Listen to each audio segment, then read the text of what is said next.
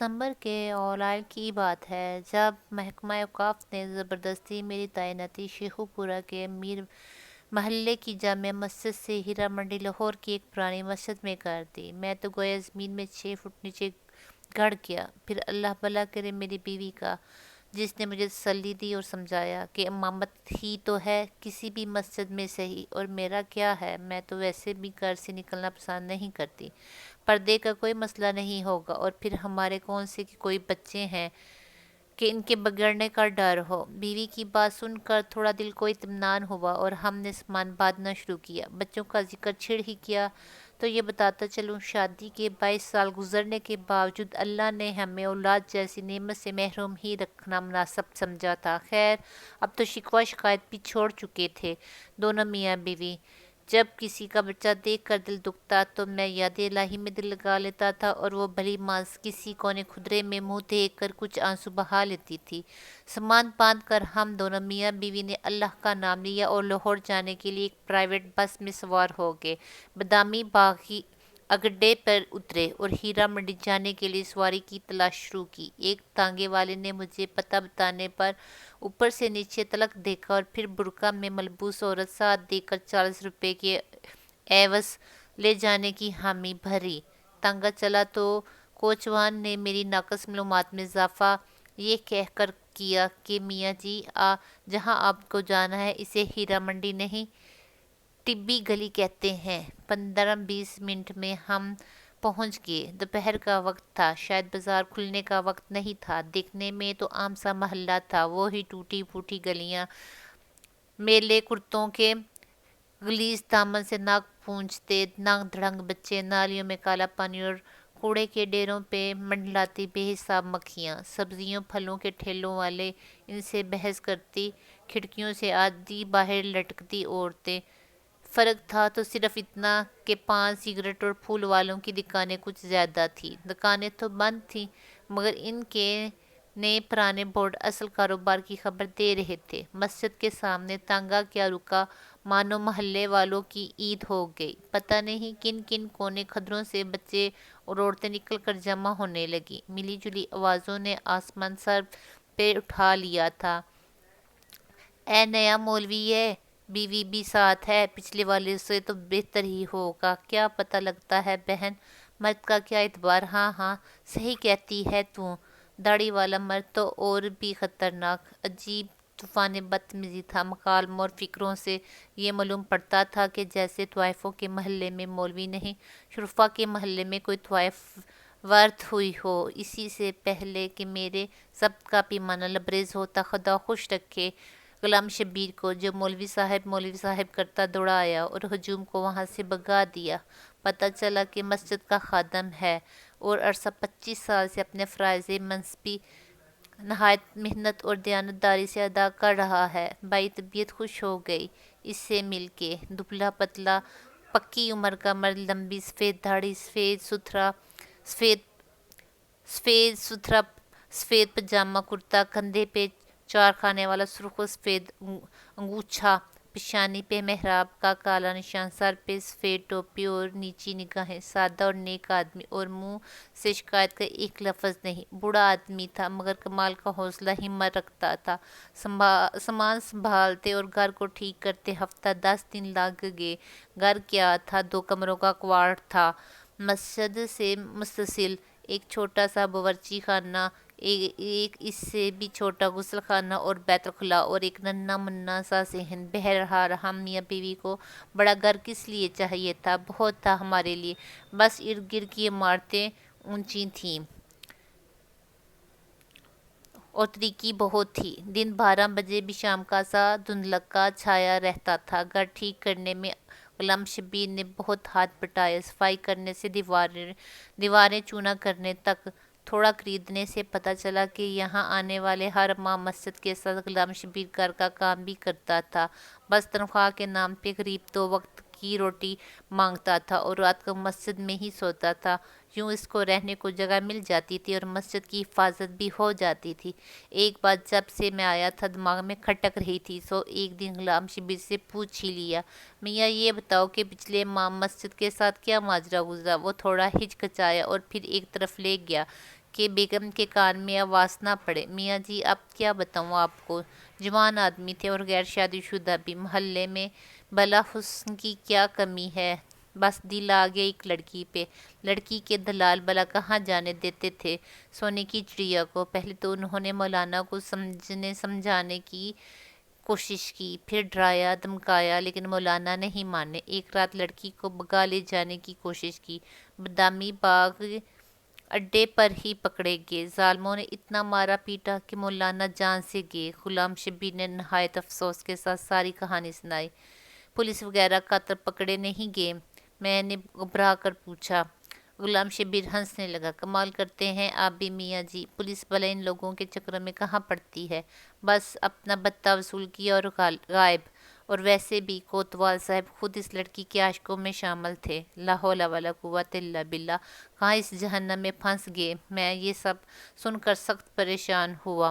آپ کیوں فکر کرتے ہیں میاں جی، بس چپ کر کے نماز پڑھیں اور پڑھائیں۔ دن کے وقت کچھ بچے آ جایا کریں گے، ان کو قرآن پڑھا دیں، باقی سب اپنے اپنے کام سے کام رکھیں گے تو کوئی تنگ نہیں کرے گا کرتا۔ بلکہ یہاں مسجد کا امام اچھا ہو تو گناہوں کی اس بستی میں لوگ صرف عزت کرتے ہیں۔ غلام شبیر نے میری معلومات میں اضافہ کیا تو میری جان میں جان آئی۔ انہی شروع کے ایام میں ایک واقعہ ہوا۔ پہلے دن ہی دوپہر کے کھانے کا وقت ہوا تو دروازے پہ کسی نے دستک دی۔ غلام شبیر نے جا کر دروازہ کھولا اور پھر ایک کھانے کی ڈھکی تشتری لے کر اندر آ گیا۔ میری سوالیہ نگاہوں کے جواب میں کہنے لگا، نورا نے کھانا بھجوایا ہے، پڑوس میں رہتی ہے۔ میں کچھ نہ بولا اور نہ ہی مجھے کوئی شک گزرا۔ سوچا ہوگی کوئی اللہ کی بندی، اور پھر امام مسجد کے گھر کا چولہا تو ویسے بھی بہت کم ہی جلتا ہے۔ بہرحال جب اگلے 2 دن بھی یہی معمول رہا تو میں نے سوچا کہ یہ کون ہے جو بغیر کوئی احسان جتائے احسان کیے جا رہی ہے۔ عشاء کی نماز کے بعد مسجد میں ہی تھا جب غلام شبیر کو آواز دے کر بلایا اور پوچھا، میاں غلام شبیر، یہ نورا کہاں رہتی ہے؟ میں چاہتا ہوں میری گھر والی جا کر اس کا شکریہ ادا کر دے۔ غلام شبیر کے تو سان خطا ہو گئے یہ سن کر۔ میاں جی نہیں جا سکتی، بی بی نہیں جا سکتی جی وہاں؟ میں نے حیرانی سے مزید استفسار کیا تو گویا غلام شبیر نے پہاڑ ہی توڑ دیا میرے سر پہ۔ میاں جی اس کا پورا نام تو پتہ نہیں کیا ہے، مگر سب اس کو نورا کنجری کے نام سے جانتے ہیں۔ پیشہ کرتی ہے جی؟ پیشہ کرتی ہے یعنی طوائف ہے، اور تم ہمیں اس کے ہاتھ کا کھلاتے رہے ہو؟ استغفر اللہ استغفر اللہ۔ غلام شبیر کچھ شرمسار ہوا میرا غصہ دیکھ کر، تھوڑی دیر بعد ہمت کر کے بولا، میاں جی یہاں تو سب ایسے ہی لوگ رہتے ہیں، ان کے ہاتھ کا نہیں کھائیں گے تو مستقل چولہا جلانا پڑے گا جو آپ کی تنخواہ میں ممکن نہیں۔ یہ سن کر میرا غصہ اور تیز ہو گیا۔ ہم شریف لوگ ہیں غلام شبیر، بھوکے مر جائیں گے مگر طوائف کے گھر کا کھانا نہیں کھائیں گے۔ میرے تیور دیکھ کر غلام شبیر کچھ نہ بولا، مگر اس دن کے بعد سے نورا کنجری کے گھر سے کھانا کبھی نہ آیا۔ جس مسجد کا میں امام تھا، عجیب بات یہ تھی کہ اس کا کوئی نام نہیں تھا، اس بس ٹبی مسجد کے نام سے مشہور تھی۔ ایک دن میں نے غلام شبیر سے پوچھا کہ میاں نام کیا ہے مسجد کا؟ وہ ہنس کر بولا، میاں جی اللہ کے گھر کا کیا نام رکھنا، پھر بھی کوئی تو نام ہوگا، سب مسجدوں کا ہوتا ہے۔ میں کچھ کسیانہ ہو کے بولا، بس میاں جی بہت نام رکھے، جس فرقے کا مولوی آتا ہے پچھلا نام تبدیل کر کے نیا رکھ دیتا ہے، آپ ہی کوئی اچھا سا رکھ دیں۔ وہ سر کھجاتا ہوا بولا۔ میں سوچ میں پڑ گیا، گناہوں کی اس بستی میں اس واحد مسجد کا کیا نام رکھا جائے، کیا نام رکھا جائے؟ کیچڑ میں چمکتا پاک صاف موتی۔ دل ہی دل میں میں نے مسجد کا نام کا فیصلہ کیا اور اپنی پسند کو داد دیتا اندر کی جانب بڑھ گیا جہاں بیوی کھانا لگا کے میری منتظر تھی۔ اب بات ہو جائے قرآن پڑھنے والے بچوں کی تعداد کی۔ ان میں 11 تھے اور سب کے سب لڑکے، ملی جلی عمروں کے، 5 سے 11 برس کی عمر کے۔ تھوڑے شرارتی ضرور تھے مگر اچھے بچے تھے، نہا دھو کے اور صاف ستھرے کپڑے پہن کر آتے تھے، 2 گھنٹہ سپارہ پڑھتے تھے اور پھر باہر گلی میں کھیلنے نکل جاتے تھے۔ کون تھا، کس کی اولاد تھے، نہ میں نے کبھی پوچھا نہ کسی نے بتایا۔ پھر ایک دن غضب ہو گیا۔ قرآن پڑھنے والے بچوں میں ایک بچہ نبیل نام کا تھا۔ یوں تو اس میں کوئی خاص بات نہ تھی، لیکن میں تھوڑا لیکن بس وہ تھوڑا شرارتی تھا، تلاوت میں دل نہیں لگتا تھا، بس آگے پیچھے ہلتا رہتا اور کھیلنے کے انتظار میں لگا رہتا۔ میں بھی درگزر سے کام لیتا کہ چلو بچہ ہے، لیکن ایک دن ضبط کا دامن میرے ہاتھ سے چھوٹ گیا۔ اس دن صبح ہی سے میرے سر میں ایک عجیب درد تھا۔ غلام شبیر سے مالش کرائی، پیناڈول کی 2 گولیاں بھی کھائیں، مگر درد زوراور بیل کی طرح سر میں چنگاڑتا رہا۔ درد کے باوجود اور غلام شبیر کے بہت منع کرنے پر بھی میں نے بچوں کا ناغہ نہیں کیا۔ نبیل بھی اس دن معمول سے کچھ زیادہ ہی شرارتیں کر رہا تھا، کبھی ایک کو چھیڑ کبھی دوسرے کو۔ جب اس کی حرکتیں خدا حد سے بڑھ گئیں تو یکایک میرے دماغ پر غصے کا بھوت سوار ہو گیا اور میں نے پاس رکھی لکڑی کی رحل اٹھا کر نبیل کے دے ماری۔ میں نے نشانہ تو کمر کا لیا تھا، مگر خدا کا کرنا ایسا ہوا کہ رحل بچے کی پیشانی پر جا کر لگی۔ خون بہتا دیکھ کر مجھے میرے سر کا درد بھول گیا اور میں نے گھبرا کر غلام شبیر کو آواز دی۔ وہ غریب بھاگتا ہوا آیا اور بچے کو اٹھا کے پاس والے ڈاکٹر کے کلینک پر لے گیا۔ خدا کا شکر ہوا کہ چوٹ گہری نہیں لگی تھی، مرہم پٹی سے کام چل گیا اور ٹانکے نہ لگے۔ خیر باقی بچوں کو فارغ کر کے مسجد کے دروازے سے پر پہنچا ہی تھا کہ چادر میں لپٹی ایک عورت نے مجھے آواز دے کر روک لیا۔ میں نے دیکھا وہ عورت دہلیز پہ کھڑی مسجد کے دروازے سے لپٹی رو رہی تھی۔ 40-45 کا سن ہوگا، معمولی شکل و صورت، سانولا رنگ، چہرے پہ پرانی چچک کے گہرے داغ، آنسوؤں میں ڈوبی آنکھوں اور گالوں پر بہتا کالا سرما۔ زیور کے نام پہ کانوں میں لٹکتی سونے کی ہلکی سی بالیاں اور ناک میں چمکتا سستا سرخ ناگ کا لونگ۔ چادر بھی سستی مگر صاف ستھری اور پاؤں میں ہوائی چپل۔ کیا بات ہے بی بی، کون ہو تم؟ میں نے حیرانگی سے اس سے پوچھا۔ میں نورا ہوں مولوی صاحب، اس نے چادر کے پلو سے ناک پونچھتے ہوئے کہا۔ نورا؟ نورا کنجری؟ میرے تو گویا پاؤں تلے زمین ہی نکل گئی۔ میں نے ادھر ادھر غلام شبیر کی تلاش میں نظریں دوڑائیں، مگر وہ تو نبیل کی مرہم پٹی کرا کے اور اس کو اس کے گھر چھوڑنے کے بہانے نہ جانے کہاں غائب تھا۔ جی نورا کنجری، اس نے نظریں جھکائیں، اپنے نام کا اقرار کیا۔ مجھے کچھ دیر کے لیے اپنے منہ سے نکلنے والی اس کے گالی جیسے عرفیت پہ شرمندگی ہوئی، مگر پھر خیال آیا کہ وہ طوائف تھی اور اپنی بری شہرت کی ذمہ دار۔ شرمندگی اس کو ہونی چاہیے تھی، مجھے نہیں۔ پھر اچانک مجھے احساس ہوا کہ میری موتی جیسی مسجد میں اس طوائف کا ناپاک وجود کسی کلاست سے کم نہیں تھا۔ باہر نکل کے کھڑی ہو، مسجد کو گندا نہ کر بی بی۔ میں نے نفرت سے باہر گلی کی جانب اشارہ کیا۔ اس نے کچھ اس حیرانگی سے آنکھ اٹھا کے میری طرف دیکھا جیسے اسے مجھ سے اس رویے کی امید نہ ہو۔ ڈب ڈبائی آنکھوں میں ایک لمحے کے لیے کسی انوکھی فریاد کی لو بھڑکی، لیکن پھر کچھ سوچ کر اس نے آنسوؤں کے پانی میں احتجاج کے ارادے کو غرق کیا اور بغیر کوئی اور بات کیے چلی گئی۔ میں نے بھی نہ روکا کہ پتہ نہیں کس ارادے سے آئی تھی۔ اتنی دیر میں غلام شبیر بھی پہنچ گیا۔ کون تھی میاں جی؟ کیا چاہتی تھی؟ غالباً اس نے عورت کو تو دیکھا تھا مگر دور سے شکل نہیں پہچان پایا۔ نورا کنجری تھی، پتہ نہیں کیوں آئی تھی، مگر میں نے بھی وہ ڈانٹ پلائی کہ آئندہ اس پاک جگہ کا رخ نہیں کرے گی۔ میں نے داد طلب نظروں سے غلام شبیر کی طرف دیکھا، مگر اس کے چہرے پر ستائش کی جگہ افسوس نے ڈیرے ڈال رکھے تھے۔ وہ بیچاری دکھوں کی ماری اپنے بچے کا گلہ کرنے آئی تھی میاں جی، نبیل کی ماں ہے، بچے کی چوٹ برداشت نہیں کر سکی اور آپ نے اس غریب کو ڈانٹ دیا۔ غلام شبیر نے نورا کی وکالت کرتے ہوئے کہا۔ تو نبیل نورا کا بیٹا ہے، ایسی حرکتیں کرے گا تو سزا تو ملے گی، جیسی ماں ویسا بیٹا۔ میں نے اپنی شرمندگی کو بےہودگی سے چھپانے کی کوشش کی۔ ایک لمحے کو خیال بھی آیا کہ بچہ تو معصوم ہے، پھر میں نے زیادتی بھی تو کی تھی، مگر پھر اپنے استاد ہونے کا خیال آیا تو سوچا بچے کی بھلائی کے لیے ہی تو مارا ہے۔ کیا ہوا؟ اور تو پھر ایک طوائف کو کیا حق کہ مسجد کے امام سے شکایت کر سکے؟ کتنے بچے ہیں نورا کے؟ میں نے بات کا رخ بدلنے کی کوشش کی۔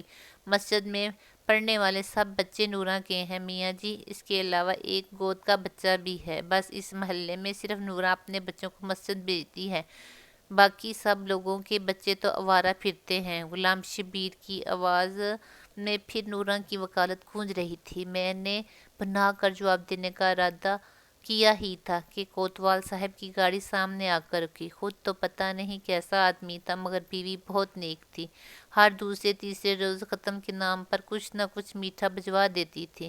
اس دن بھی کوتوال کا اردلی جلیبیاں دینے آیا تھا۔ گرما گرم جلیبیوں کی اشتہا انگیز مہک نے میرا سارا غصہ ٹھنڈا کر دیا۔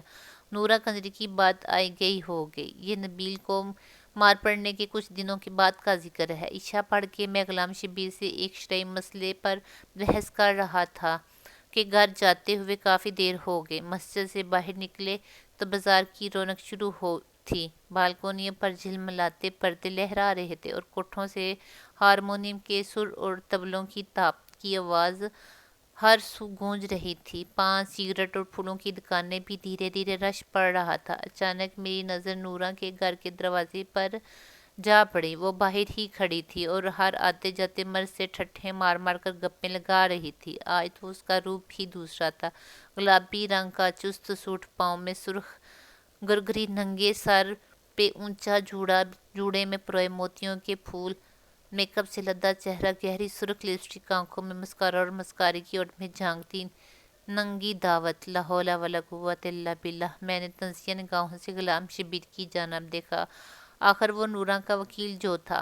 چھوڑیے میاں جی، اور غریب ہے اور دنیا بڑی ظالم۔ اس نے گویا بات کو ٹالنے کی کوشش کی، مگر میں اتنی آسانی سے جان چھوڑنے والا نہیں تھا۔ یہ بتاؤ میاں، جب اس کے گاہک آتے ہیں تو کیا بچوں کے سامنے ہی؟ میں نے معنی خیز انداز میں اپنا سوال ادھورا ہی چھوڑ دیا۔ جی میاں جی، ایک تو اس کے بچے صبح اسکول جاتے ہیں اور اس لیے رات کو جلدی سو جاتے ہیں، دوسرا مہمانوں کے لیے باہر سے میں کمرہ الگ رکھا ہے۔ غلام شبیر نے ناگوار سے لہجے میں جواب دیا۔ استغفراللہ استغفراللہ۔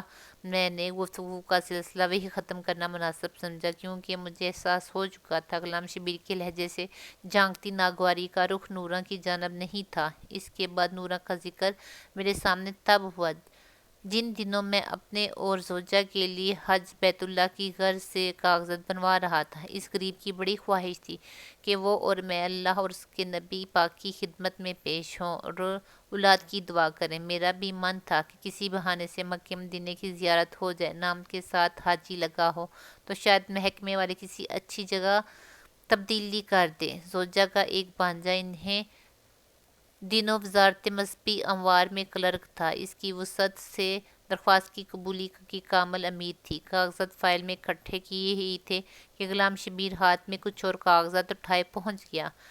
میاں جی، ایک کام تھا، آپ سے اجازت دیں تو عرض کروں؟ اس نے ہچکچاتے ہوئے کہا۔ ہاں ہاں میاں، کیوں نہیں، کیا بات ہے؟ میں نے داڑھی کے بالوں میں انگلیوں سے کنگھی کرتے ہوئے اس کو بیٹھنے کا اشارہ کیا۔ میاں جی، آپ کی تو وزارت میں واقفیت ہے، ایک اور حج کی درخواست بھی جمع کرا دیں۔ اس نے ہاتھ میں پکڑے کاغذات میری جانب بڑھائے۔ دیکھو میاں غلام شبیر، تم اچھی طرح جانتے ہو کہ میں گھر بار تمہارے ذمہ چھوڑ کر جا رہا ہوں، اور پھر تمہارے پاس حج کے لیے پیسے کہاں سے آئے؟ میں نے کچھ برہمی سے پوچھا۔ نہیں نہیں میاں جی، آپ غلط سمجھے ہیں، یہ میری درخواست نہیں ہے، نورا کی ہے، اس نے سہم کر کہا۔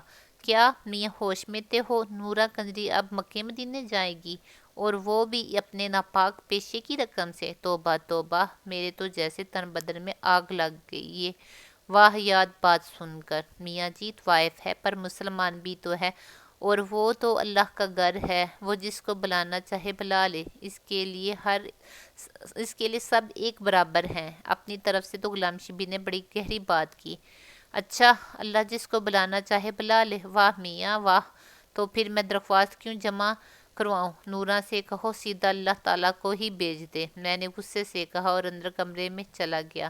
زوجہ کا بھانجا برخوردار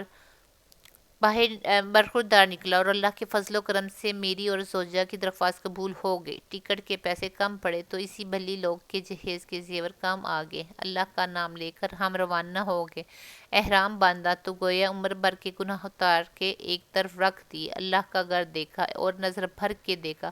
فرائض پورے کرتے کرتے رمی کا دن آ گیا۔ بہت رش تھا، ہزاروں لاکھوں لوگ ٹھاٹھے مارتا، سفید رنگ کا سمندر، گرمی بھی بہت تھی، میرا تو دم گھٹنا شروع ہو گیا۔ زوجہ بیچاری کی حالت بھی غیر ہوتی جا رہی تھی، اوپر سے غضب، کچھ یہ کہ ہوا کہ میرے ہاتھ سے اس غریب کا ہاتھ چھوٹ گیا۔ ہاتھ کیا چھوٹا، لوگوں کا ایک ریلا مجھے ریکھتا ہوا پتہ نہیں کہاں سے کہاں لے گیا۔ عجیب حالات تھے، کسی کو دوسرے کا خیال نہیں تھا۔ ہر کوئی بس اپنی جان بچانے کے چکر میں تھا۔ میں نے بھی لاکھ اپنے آپ کو سمجھانے کی کوشش کی، مگر پیر رپٹ ہی گیا۔ میں نیچے کیا گرا، ایک عذاب نازل ہو گیا۔ ایک نے میرے پیٹ پر پیر رکھا تو دوسرے نے میرے سر کو پتھر سمجھ کر ٹھوکر ماری۔ موت میری آنکھوں کے سامنے ناچنے لگی۔ میں نے کلمہ پڑھا اور آنکھیں بند کی ہی تھی کہ کسی اللہ کے بندے نے میرا دایاں ہاتھ پکڑ کر کھینچا اور مجھے سہارا دے کر کھڑا کر دیا۔ میں نے سانس درست کی اور اپنے محسن کا شکریہ ادا کرنے کے لیے اس کی طرف نگاہ کی، مانو ایک لمحے کے لیے تو بجلی ہی گر پڑی۔ کیا دیکھتا ہوں کہ میرا ہاتھ مضبوطی سے تھامے نورہ قدری سامنے کھڑی مسکرا رہی تھی۔ یہ ناپاک عورت یہاں کیسے آ گئی؟ اس کی حج کی درخواست کس نے اور کب منظور کی؟ میں نے ہاتھ چھڑانے کی بہت کوشش کی، مگر کہاں صاحب، ایک آہنی گرفت تھی، میں نہیں چھڑا سکا۔ وہ مجھے اپنے پیچھے کھینچتی ہوئی ایک طرف لے گئے۔ اس طرف کچھ عورتیں اکٹھی تھیں۔ اچانک میری نظر زوجہ پر پڑی، جس کی آنکھوں میں آنسو تھے اور وہ بے تاب نگاہوں سے مجمع ٹٹول رہی تھی۔ ہماری نظریں ملیں تو سب الفت بھول گئے۔ میں دوڑ کر اس تک پہنچا اور آنسو پوچھے، کہاں چلے گئے تھے آپ؟ کچھ ہو جاتا تو پریشانی سے الفاظ اس کے گلے میں اٹک رہے تھے۔ بس کیا بتاؤں، آج مرتے مرتے بچا ہوں، جانے کون سی نیکی کام آ گئی۔ میں تو پاؤں تلے روندا جا چکا تھا اگر نورہ نہیں بچاتی۔ میں نے اس کو تسلی دیتے ہوئے کہا، نورہ، ہماری پڑوسن نورہ، وہ کہاں آ گئی؟ آپ نے کسی اور کو دیکھا ہوگا، اس نے حیرانگی سے کہا۔ ارے نہیں، نورہ ہی تھی۔ میں نے ادھر ادھر نورہ کی تلاش میں نظریں دوڑائیں، مگر وہ تو نہ جانے کب کی جا چکی تھی۔ بعد میں بھی اس کو بہت ڈھونڈا، مگر اتنے جام غفیر میں کہاں کوئی ملتا ہے۔ خدا خدا کر کے حج پورا ہوا اور ہم دونوں میاں بیوی وطن واپس روانہ ہوئے۔ لاہور ایئرپورٹ پر غلام شبیر پھولوں کے ہاروں سمیت استقبال کو آیا ہوا تھا۔